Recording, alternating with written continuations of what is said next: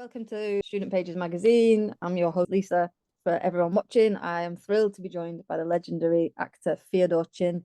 Feodor, it's lovely to have you. Yeah, lovely to be here. Thank you, Lisa. And to kick things off, I thought I'd start with Futurama. So I'm actually an animator alongside working for the magazine. I'm a massive Futurama and Simpsons nerd. Terrific. Yeah, so performing has been a part of your life for a long time, and I'd love to know how it feels to be able to bring that passion to life for such an iconic franchise. And as a kind of add-on to that question, are there any similarities between yourself and your character Leo Wong?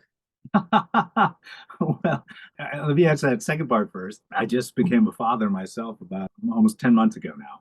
And so, yeah, as a dad, I think, I've yet to experience the full range of dad things. I definitely feel more dad-ish, including like dad jokes, which I think is what Leo he's kind of known for, and just being kind of embarrassing to his daughter.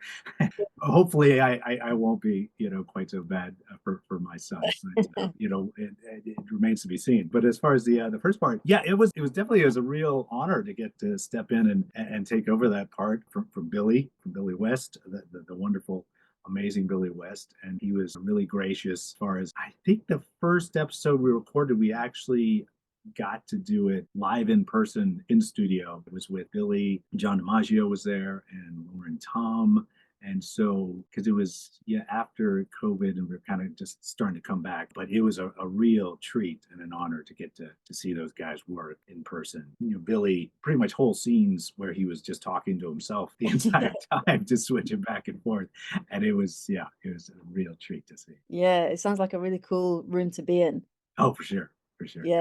Was there any kind of training or particular process involved in the handover from Billy to yourself? Well, I remember the initial audition was, I think they wanted to match, pretty much as close as they could, but to still have the freedom to, give it life and your own kind of spin on it. And I feel like they've been pretty good about that. The Leo Wong accent, or the kind of immigrant Chinese dad accent, is something I've been doing it my entire career. So it wasn't something I really had to work on too much. So yeah, that's fun, especially having a newborn child. And congrats, by the way. That's thank you so much. Yeah, running in parallel with your character. That's a lot of fun. Yeah. What propelled you into pursuing a career in acting? And was there anyone in particular that influenced your decision to do so?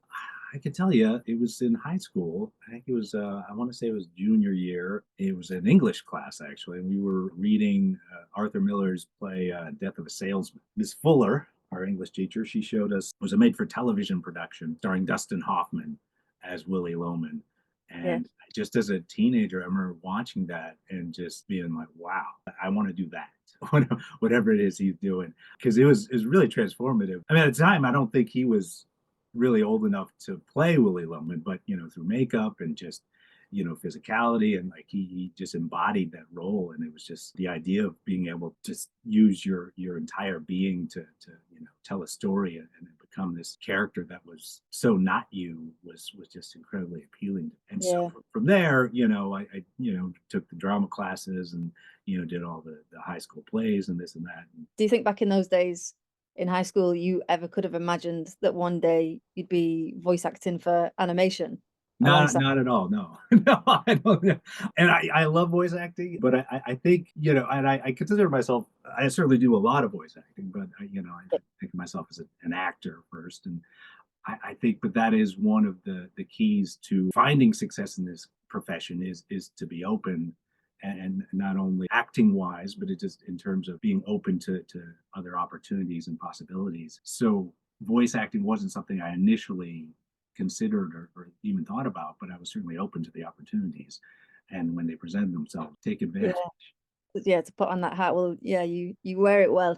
Oh, thank you. That leads nicely to our next question, actually, which is, what do you think that it means to quote unquote make it in the film and TV industry? Now, there still any kind of goals or achievements or roles that you'd like to play, or are there still things that you're going after in terms of big kind of thing of making it? Sure. I think, I mean, I had always said to myself, as a younger actor, that, if I could just do this, for for a living and not have another job, or then that, in my mind, that would be making it. And I've been fortunate enough to have achieved that. But our profession is pretty much job to job. So, at the end of every job, you're always wondering, like, well, will there be a next one? I don't know.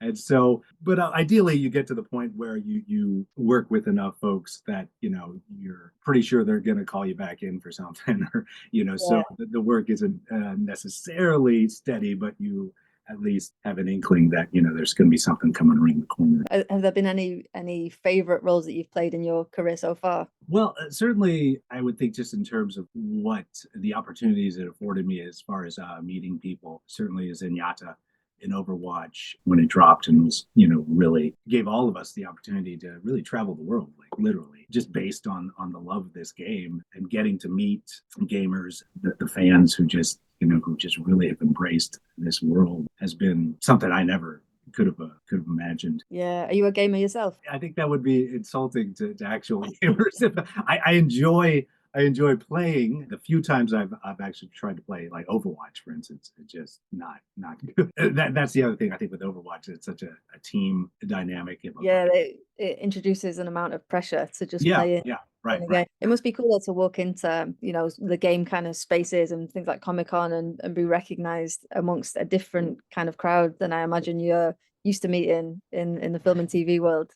Oh, for sure, for sure. No, I still remember my first couple cons, and just it really, it's just whatever you're into. That's awesome. And at these cons, I would discover anime, that I never heard of. Yeah, I think that's good advice for our readership because we target students, and a lot of the stuff we do is about pursuing the thing that you're passionate about or the thing that you're really nerdy about and the thing that you Sure. do when no one else is looking and you're at home on your own and you just love that thing. And actually, especially these days, there are industries for so many different niche little pockets of things. So I think that's kind of inspiring to know that there's people out there you can, Oh yeah. Oh get yeah. your There's all kinds of stuff. The amazing cosplay we get to see. Just the art and creativity that you see at these things. It's so much fun. Yeah, I'd love to know a little bit about your training and your background and kind of how that helped to get to where you are today, particularly if there's any kind of advice you could point to for our student readers. Yeah, I can tell you. So, grew up in San Francisco. I went to UCLA for college, and there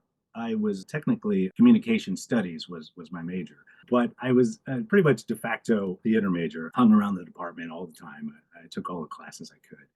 I did plays there, student films, and really still managed to get the training that I needed and wanted. And I guess, yeah, if that's, something, for your readers, that, yeah, again, just pursue what it is you want to do, or what your passion is. Do any of the student films that you did ever resurface in little Oh internet? gosh, no, I mean, there might be a few somewhere floating around the internet, but I hope not, I guess. But I feel like I feel like we're at that age of the internet now where little parts of it could your be, yeah, gonna it be could kicking be. around whether you kind of want them to or not. Yeah, they might be. Lastly, especially when it comes to acting, it's just know that in the end, it's not about you. Like, some choices get made, and it's, maybe they wanted someone taller, or someone, and there's nothing you can do about that. So, I think, particularly with auditions, you can just do them and just let them go, because know that as long as you feel like you did what you wanted to do, and you did your, the work that you prepared, then your job is done. And so you don't have to worry about, don't, because you can drive yourself crazy, like we're saying, afterwards, just thinking, at 1 o'clock in the morning, like, oh, why did you been like, because it was probably because they wanted someone with, blue eyes or something. Yeah. And so, you'll sleep a lot easier. So, Yeah, some things are just out of your control, eh? right. Oh, well, that's fantastic advice, and I'm sure that'll be really inspirational for yeah, our followers. So thank you so much. And yeah, it's been lovely chatting to you, Theodore. And yeah, thank you so much for giving us your time. Yeah, you bet. Thank you, Lisa. Cool. Well, yeah, enjoy the rest of your day. You too. Cool. Thank you. Take care. See ya. Bye bye. Bye.